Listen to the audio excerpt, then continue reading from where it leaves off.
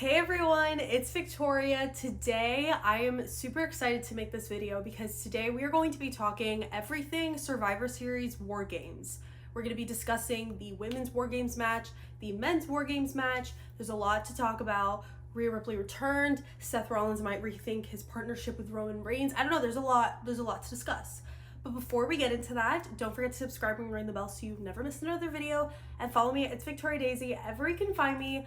Let's talk about War Games. So I've got my computer here. Last night, I literally had 3 pages of notes. Like I literally sat down, took notes of the entire show because I wanted to make sure that I had my story straight. I wanted to make sure that I could produce the best content for you guys.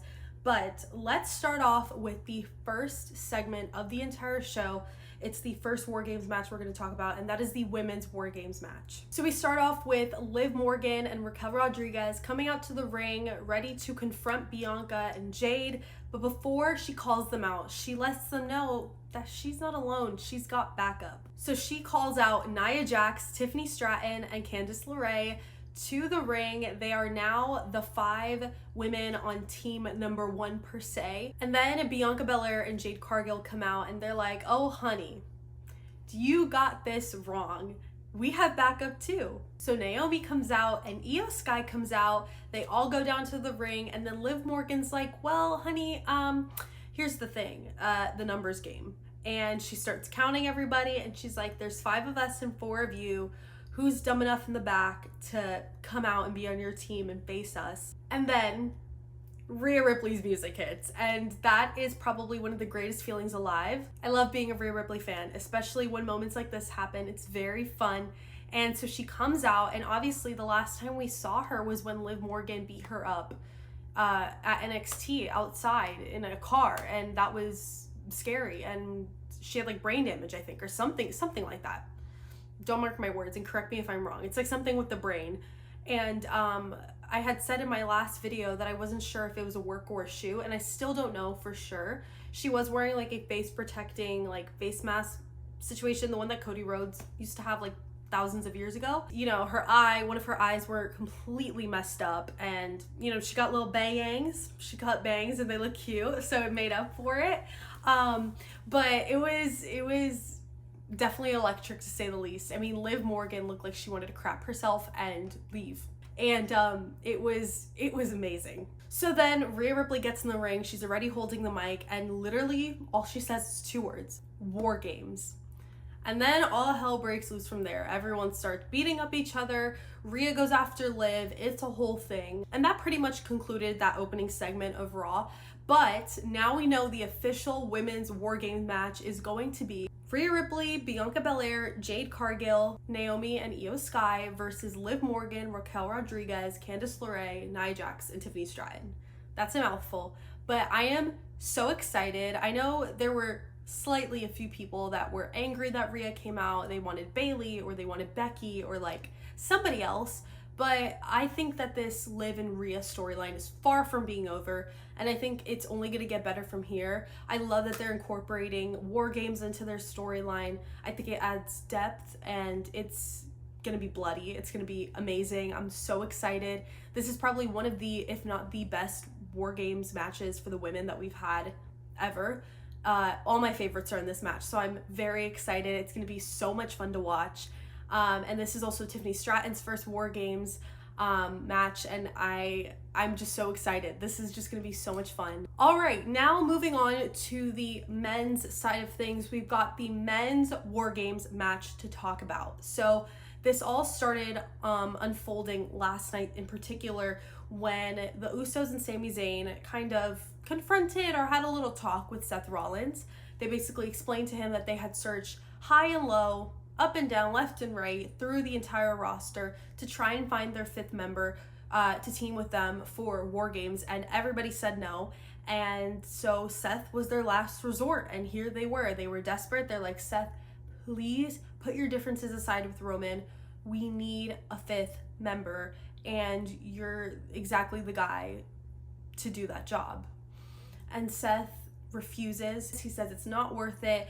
Good luck, I'm out. He's like being rude about it, and he's just like, get away from me. I don't want to talk to you. I'm not teaming with Roman. Like, under no circumstances, it's not happening ever again. So then I saw that and I'm like, okay, in my head, my thoughts start racing and I'm like, okay, if Seth's not gonna team up with the OG bloodline, then who is? And nobody came to mind. It literally was Seth or the Highway. And then fast forward to the main event of Monday Night Raw, we have Bronson Reed versus Seth Rollins in the main event. Now, I think it was right before the bell rang or right after the bell rang. Bloodline 2.0 came out and started surrounding the ring. It got really intense for like a split second, and then Jey Uso's music hits, the OG bloodline comes out, and then shenanigans are happening outside the ring. Mind you, Seth and Bronson are in the ring, like what the freak is going on? And it was chaotic, and then they all left. The match happened. It was a great match. And then this is where it gets juicy. Fast forward to the end of the match. The Bloodline 2.0 comes out once again because they don't know how to not have TV time, and Solo Sikoa decides to interfere and cost Seth Rollins the match. How ironic is that? What's really ironic is the fact that Bronson Reed is going to be teaming up with the Bloodline 2.0 for this War Games match, and Solo just cost Seth the match against Bronson Reed. You see how all the little puzzle pieces are falling into place. I think it's very funny. Obviously, anyone with a logical mind is not going to be happy when somebody interferes with your match, especially when it's in the main event. And so now Seth Rollins is gonna have beef with Solo Sikoa and the Bloodline 2.0, and he already has beef with Bronson Reed. So imagine all that combined, and you have this offer from the OG Bloodline to team with them to fight them in War Games. I mean, now the real question is, does Seth rethink teaming up with Roman? Not necessarily to team up with Roman, but to be able to get his lick back, his revenge on Bronson Reed, Solo Sikoa, and the rest of the Bloodline 2.0. I mean, it sounds like a pretty sweet deal to me. Now, Seth was like, under no circumstances am I doing it. It's not worth it. But, I mean, I don't know. It could be worth it. We have one more Monday Night Raw until Survivor Series. Excuse me. And we have 2 more SmackDowns until Survivor Series. So there's still 3 more shows where a lot of stuff can happen, and I'm intrigued. I think Seth might rethink, and I think he might join forces with the OG Bloodline. I really hope that happens. We can see a little mini Shield reunion for everyone who's like me, 2000s babies. This is for us, and I think it would be so special, so fun, and yeah. So I am very excited for both of these War Games matches. I think they are going to be absolutely phenomenal. Also, I'd like to add that obviously The Rock has the potential to return. His entire family is in this match, and so obviously it makes sense. I don't know why he would return. I'm sure WWE has it up their sleeve. And I'm just intrigued. I'm excited to see what happens. I think this is going to be an absolutely phenomenal PLE aside from just these 2 matches. I don't think any other match has been announced, or maybe there has been, but that's not coming to my mind at the moment for this show. But regardless, I still think that this is going to be absolutely like phenomenal. That's the only word I can keep thinking of, because I feel like Survivor Series War Games just gets better every year. I mean, last year we saw CM Punk return. Hell froze over. Like, something we never thought would ever happen ever happened in Chicago. And now I believe it's in Toronto, Survivor Series this year. Correct me if I'm wrong, but I mean, it's gonna be phenomenal. It's gonna be great. I keep repeating myself because I'm speechless. I literally have nothing else to say because it's going to be that good. And I encourage you to watch. I believe it starts at 6 p.m. Eastern time on Peacock. So please do yourself a favor. Get yourself a subscription if you don't already have one. It's going to be a can't miss show. It's going to be the final PLE of 2024. So closing it out on a bang. There is Saturday night's main event, December 14th, I believe. But that's not considered a PLE. That's just kind of like a bigger show they're doing on NBC.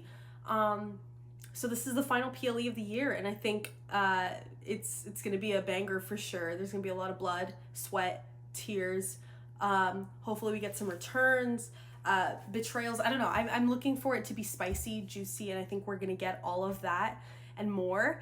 And yeah, so let me know your thoughts down below. I thought this would be a fun little video to chat with you guys on what's going on right now with the War Games matches.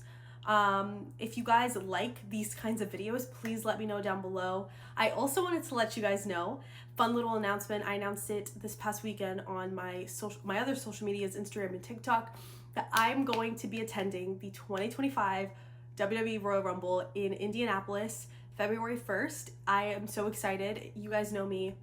You guys know that the Royal Rumble is my favorite PLE. I have gone to the last two in San Antonio and in Tampa, and they were the most fun ever. And so I'm super excited to be going once again, third time in the row, not to sound braggadocious, but just saying it because it just baffles me every time I think about it.